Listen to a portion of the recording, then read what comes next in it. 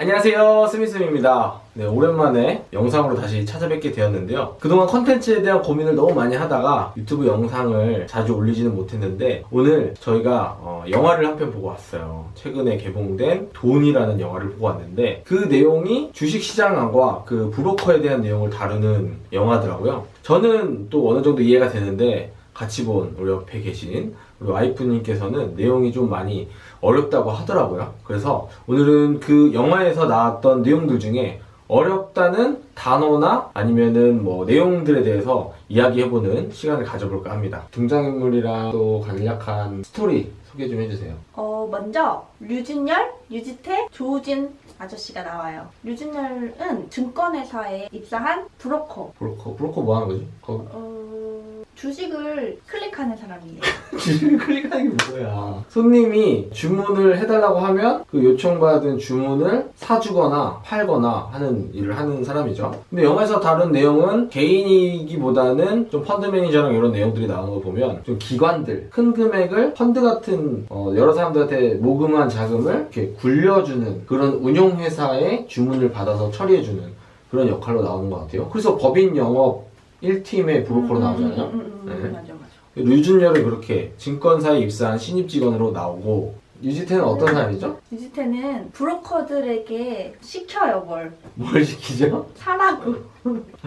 유지태는 극 중에서 역할은 어떤 브로커들과 몰래 접선. 그런 거 뭐라 그러지? 밀거래. 밀거래를 같은 걸 해서 어떠한 판을 짜서 그 판으로 큰 돈을 벌게 하는 그런 역할을 하죠. 올바르지 않고 정상적이지 않은 방법으로 그 류준열한테 시켜서 그 특정 매매를 하도록 하는 거죠. 그리고 조우진 아저씨는 어떤 역할이죠? 조우진 아저씨는 금감원에서 일하는 조사요. 시장에 정상적인 거래가 이루어지지 않는 그런 현상들이나 사건들을 조사를 해서 우리 자본시장을 깨끗하게 만들어주는 역할을 하는 역할로 나오죠. 원래 보통 이 사람 보통 악역으로 많이 나오지 않나? 그래서 내용 중에 어떤 게 이해가 잘 안 되셨죠?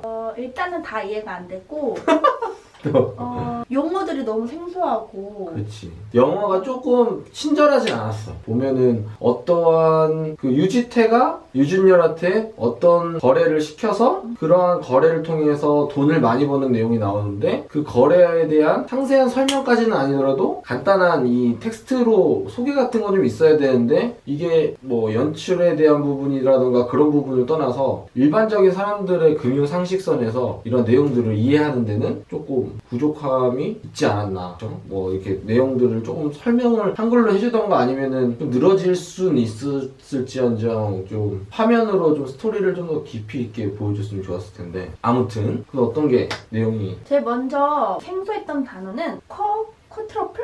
그쵸. 쿼드러플 위칭데이라는 게 나와요. 쿼드러플이 뭐죠? 모르죠.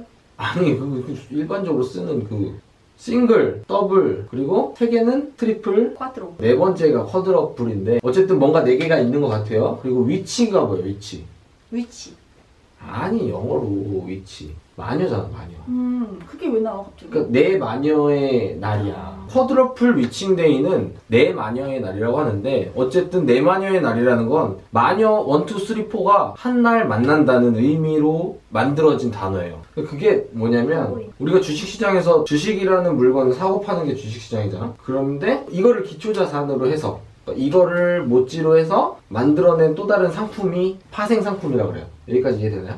주식을 모티브로 해서 뭔가 또 다른 무언가를 만들어낸 게 파생상품이죠. 파생상품 안에는 크게 선물과 옵션이 있어요. 뭐가 있다고요? 선물 옵션. 그렇죠. 선물과 옵션이 있는데 이게 주식이 있고 이 주식을 평균 낸 값이 뭐라고 하죠? 인덱스? 지수. 그쵸. 지수가 있죠. 그래서 주식이랑 지수가 있고 선물이랑 옵션이 있으면 몇 가지 경우의 수가 나와요. 내 마녀? 그쵸. 4가지. 그래서 주식, 선물, 주식 옵션, 지수 선물, 지수 옵션 해서 이 4가지가 3개월마다 만기가 돌아오는 컨셉이 되어 있는데 이 4가지가 날짜가 조금씩 엇갈리긴 하는데 이게 1년 중에 이 4개의 만기 날짜가 일치가 되는 그 날이 있어요. 그 날을 뭐라 그런다고요? 쿼드러플 위칭데이. 그렇죠. 그래서 쿼드러플 위칭데이야. 뭔지 모르겠지만 이해는 됐죠. 그 선물이랑 옵션이라는 게 있는데 그거를 설명하면 이제 영상 더 이상 안 찍을 거니까 어쨌든 선물이랑 옵션에 주식이랑 지수 그 2가지가 있으니까 경우의 수가 2 곱하기 2니까 4가지죠. 그래서 내마녀의 날이라는 컷오프 위칭데이는 그런 날. 이게 뭘 의미하냐? 주식시장이나 선물 옵션 시장은 변수, 그 불확실성이나 변수가 많으면 많을수록 이게 어떻게 돼요? 시장이 막 등락의 폭이 커요. 그죠. 이렇게 요동치지?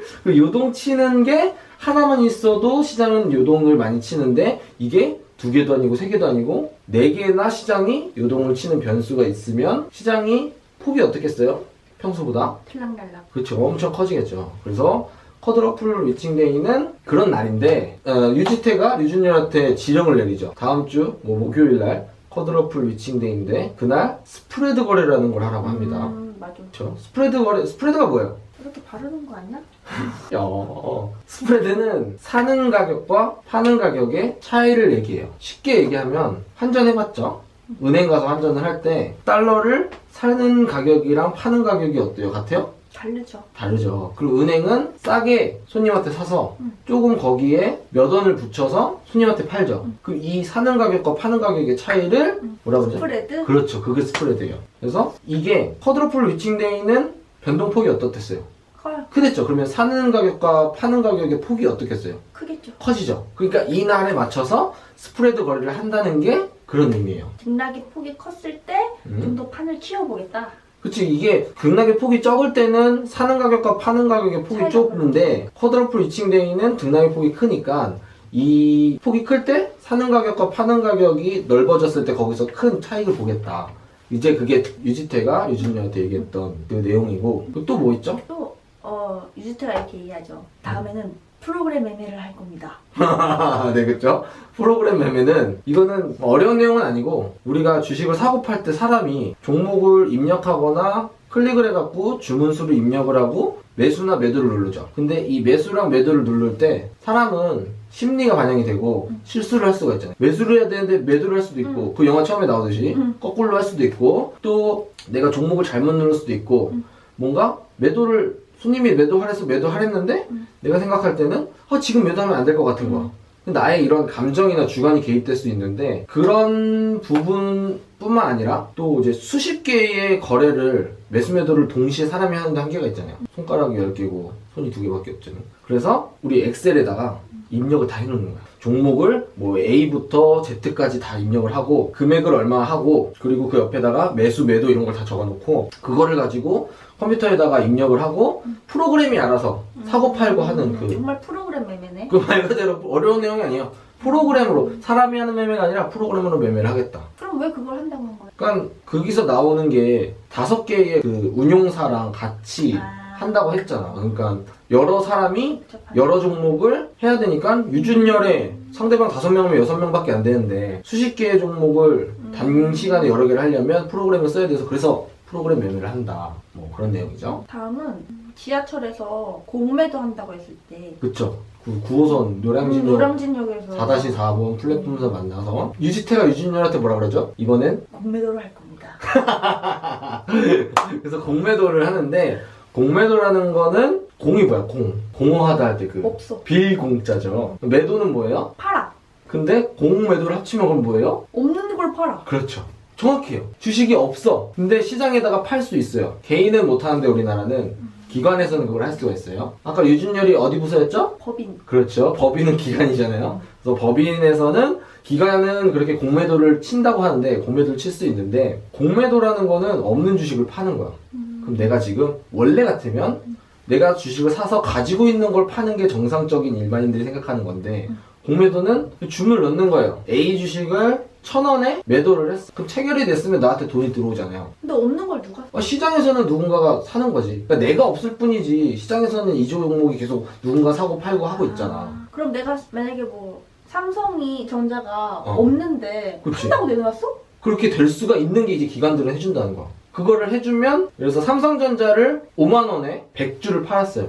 그럼 그게 바로 그날 저녁에 이렇게 주식을 줘야 되는 게 아니라 이틀이 걸리거든요. 영업일 결제일이라고 하는데 아무튼 그 이틀 안에 이 주식을 가져오기만 하면 돼. 그러니까 얘는 100개라는 금액을 판 거를 중요하게 생각하는 거지 이게 얼마에 팔았냐 이런 거는 그 관리하는 사람은 그거를 보는 사람은 중요하게 생각하지 않아. 그러니까 나는 약속된 날짜 안에 내가 판 100개를 채워다 넣기만 하면 되는 거예요. 근데 한 주에 5만 원에 팔았잖아. 공매도 한 사람은 정해진 날짜, 보통 이틀 안에 이 주식을 갖다가 메꿔야지 똔똔이 되잖아. 마이너스 됐던 게 이제 제로로 되니까. 근데 시장에서 내가 이 주식이 떨어져. 그래서 막 떨어져갖고 10,000원이 됐어요. 나 얼마에 팔았죠? 너 5만 원. 그러면은 내가 10,000원에 사다가 메꿨죠? 그럼 얼마의 차익이 생겨요? 4만 원. 그렇죠. 그렇게 그게 공매도예요. 공매도를 왜 해? 기관은 그러한 하락이 될 거라고 예상되는 종목을 미리 팔아놓고 실제로 그 분석이 맞았을 때는 떨어진 싼 가격으로 100개를 사다가 여기 100개 있어요 하면은 얘가 10만 원에 샀는지 만 원에 샀는지는 중요하지 않고 어쨌든 100개를 정해진 약속 시간에 가져왔다는 걸로 인해서 오케이 거래 끝. 넌 약속 잘 지키는데 이렇게 되는 거죠. 근데 얘는 5만 원에 미리 없는 걸 팔았지만 약속을 지킬 수 있는 날짜까지 10,000원에 사서 왔기 때문에 얘는 4만 원 곱하기 100개를 해서 400만 원에 이익이 생긴 거죠. 주식이 없는데. 그게 공매도예요. 이게 문제가 정상적인 거래예요. 개인이 못할 뿐이지 기관에서는 허용을 해주고 있는 거기 때문에 어쨌든 공매도를 했는데 여기서 문제가 되는 건 뭐겠어요? 주가를 떨어뜨리는 행위를 뭘로 했죠? 그 회사 불을 질렀어요. 공장에 불을 지르고 그 직원들이 몇 명이 죽었다고 나오는 뉴스가 막 뜨니까 당연히 시장에서는 그 회사에 대한 주가가 안 좋게 되겠죠? 그러니까 일단은 판 금액보다 나중에 사야 될 주식 가격을 인위적으로 떨어뜨린 거예요. 그러니까 그게 이제 누가 그 조우진 아저씨가 그런 것들을 캐고 다니면서 이런 그 유지태 번호표라는 사람을 잡아서 처리하려고 하는 그런 내용인 거죠.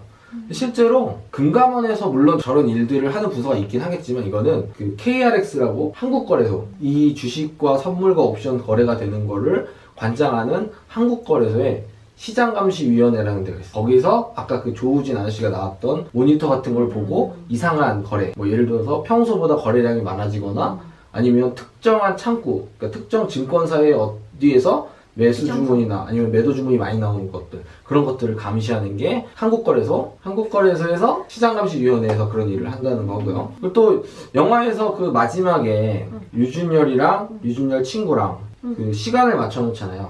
몇 시였죠 그게? 장이 끝나기 1분 전. 2시 59분. 네, 근데 그때는 영화를 언제 찍었는지 아니면은 영화라서 픽션의 요소를 가미했는지는 모르겠지만 지금은 3시 30분이에요. 장 마감 시간은 공식적으로. 물론 장외 거래나 이런 것도 있지만 어쨌든 3시 반에 시간이 끝난다는 거. 근데 궁금증이 좀 해결되셨나요? 네. 저 이해 안 된 것 같은데? 너무 다 이해하려고 하면 그쵸, 네. 앞으로도 배워가야 되니까.